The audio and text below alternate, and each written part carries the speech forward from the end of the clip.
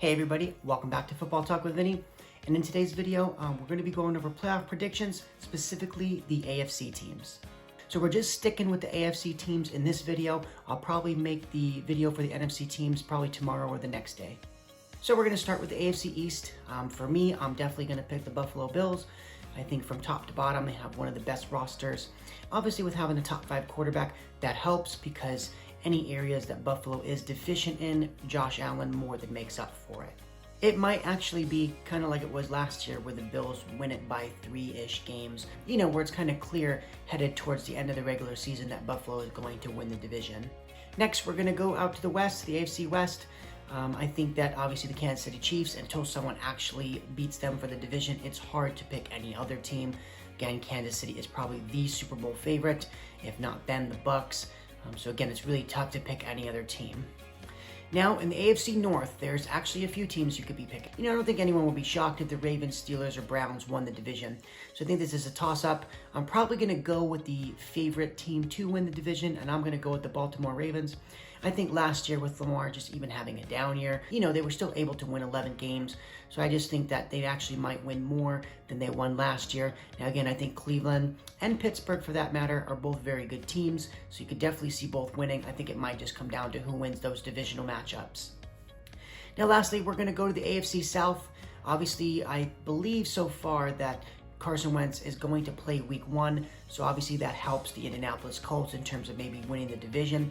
But even with that said, I'm still going to go with the Tennessee Titans. I think that their offense is going to be one of the scariest offenses in the league with 2 potential Pro Bowl caliber receivers. We'll see how Julio Jones comes back from the injury, and also with Derrick Henry, probably the best running back in the game, if not top 5 for sure. I just think it's going to be really hard to beat a team like Tennessee. Now for the wild cards, probably one of the bigger shockers, I actually do have the New England Patriots as the 5th seed.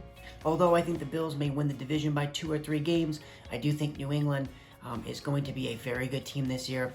I think a lot of people, it's kind of like Pittsburgh if you look at it 2 years ago, where, that was the year they traded Antonio Brown and Ben Roethlisberger got hurt, right? And they were starting a 3rd-string quarterback, and they were still able to win 8 games, and not enough people gave that credit. And then to start last year's season, right, the Steelers started 11-0, right, and were able to get, I think they got the 3 seed.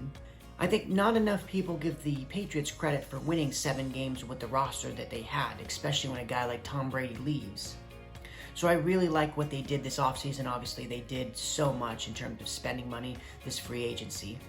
It was kind of uncharacteristic of the New England Patriots. But again, it's still, when you look at the actual signings, you say, okay, these are all kind of like New England Patriot guys. They can do multiple things. They can play multiple positions.